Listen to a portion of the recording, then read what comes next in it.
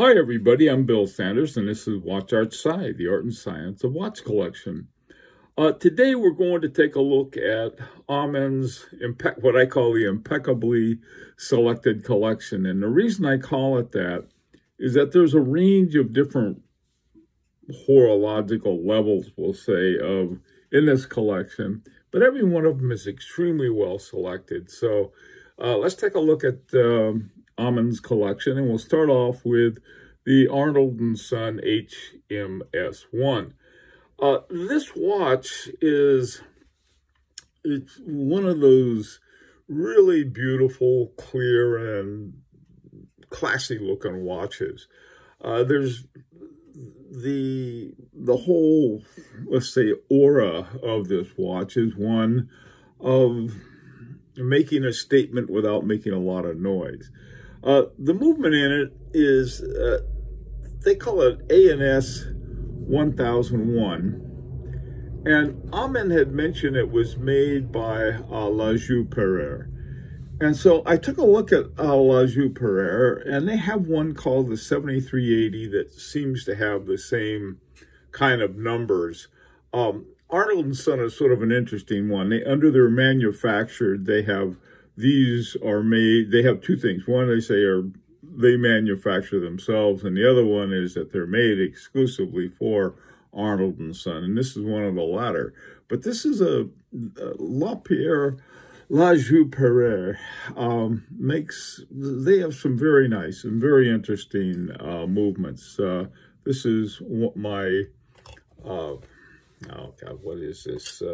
Maurice Lacroix has a 736 originally by Jacquet, where it was sort of the original founder of La Joux-Perret before he had to go away. Okay, so let's move right along. Anyway, this is the first one. It's a beautiful dial on this, and everything about it is very cool. Now, these next two watches, they're both Rolexes. I've always liked the Rolex GMT Master 2. I like the sort of with the Pepsi bezel. I even like the big Cyclop date because I can see it. And when I was first looking for a GMT, this was on my list. I ended up getting, got a couple FP Journes and couldn't afford one. So that was, but I've always liked it. The other one is a Rolex Datejust, 36 millimeters. And a lot of these are sort of between 40 and 36. It's a good range, I think, and seems to work with Amin. The dial on that Datejust, I think is just gorgeous. It's sort of almost a dove gray to it with the silver, the stainless steel bracelet. Good looking watch. Now, the next two are really interesting, I think. First of all, the Bell & Ross. Now, the thing about Bell & Ross is that they make these pilot instrument panel watches that I just love. I think those are great. It runs on a Sellita SW300, which is a good, it's one of those good solid automatics. No worries. Now, the other one is a Mont Blanc. And Mont Blanc, they have everything from Minervas to you name it. Now, this one, it's a pretty good size watch. It's 44 millimeters, but it is got a beautiful dial to it.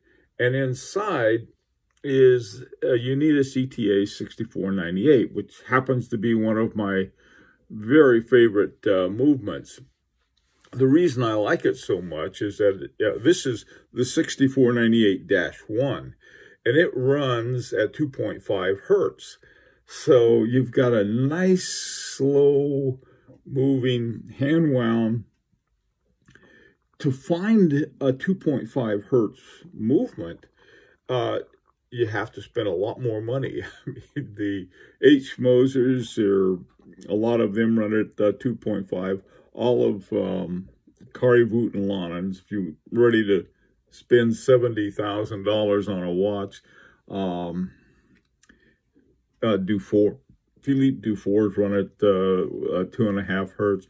All of these, and Roger Smith, if you want to wait 15 years and spend $100,000, you can get a 2.5 hertz too.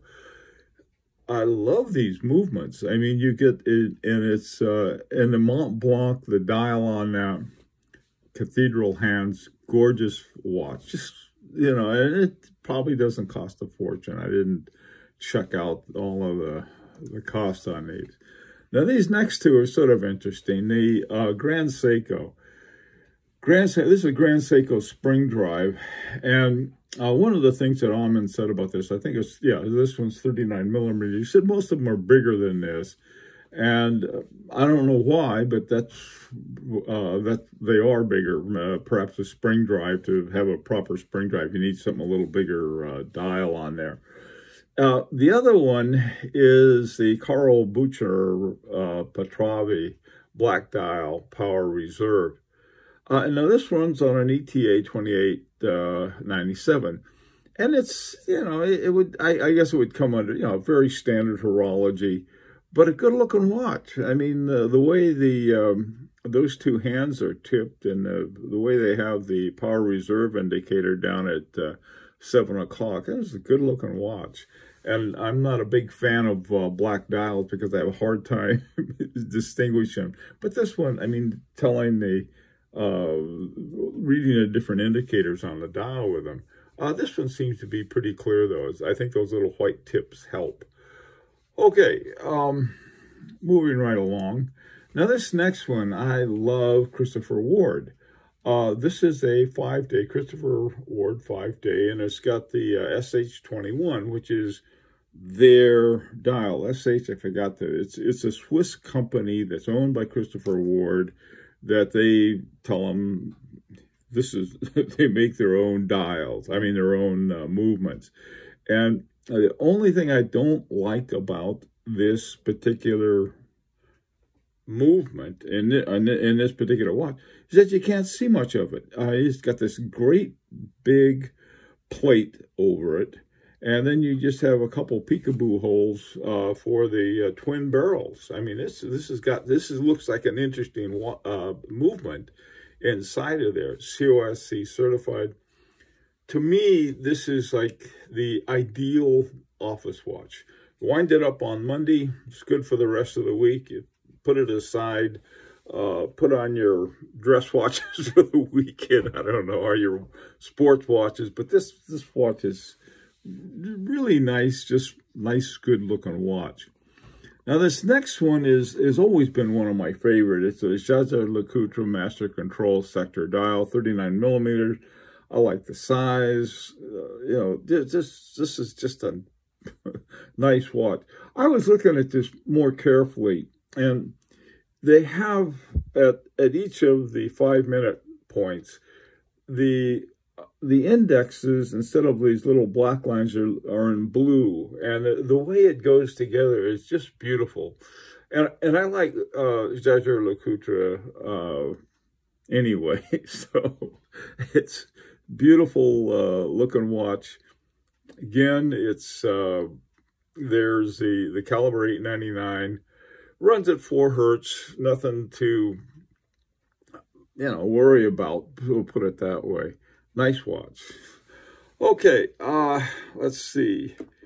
Now, this final one is really very, very interesting. This is a Breguet Marine 5817, 40 millimeters.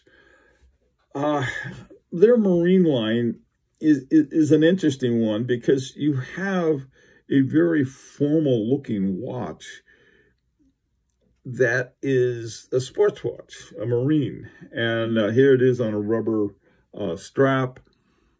I don't know. I love these watches, but the irony gets to me too much. I mean, I'm going to go out and sport it up with my Breguet Marine. You flip the thing over, and there's this swirling gold rotor. The watch, Amin said it was based on a Frederick Piguet 1150. I took a look at the 1150, and it may be based on it, but not as close, I think, as some may think. The Frederick Piguet is a 3 hertz frequency on it. This one's 4. And they may have upped it because of one thing or the other. I think the 1150 was originally hand wound, but I'm not positive on that. So anyhow, well, listen, Amin, like I said, he knows how to pick his watches. And of course, you look at these, and at least I do, and I say, man, how can I recommend any watch to a collection like this? Now, it's easy to recommend a really expensive one, but what I think, now he does have the GMT, the GMT Master too. But you know what I think would be a nice addition would be a travel watch with travel time, with the different countries or the cities and so forth on a 24-hour dial for any travel. He said it doesn't travel as much as they used to. But that, I don't know, that would be a nice addition, I think. I know Zaza Lacouture has them. A lot of different watchmakers make them. And anyway, that would be mine. But that's not much of a recommendation because, like I said, here's a guy who knows his stuff. Doesn't need a lot of suggestions, but I'd like to hear your suggestions. What would you say? Hey, I think this would be good. You might come up with some great ideas too. Okay, well, that's all for today, and hope to see you next Friday. And until then, this is Bill Sanders for Watch Art Sci, the Art and Science of Watch Collection.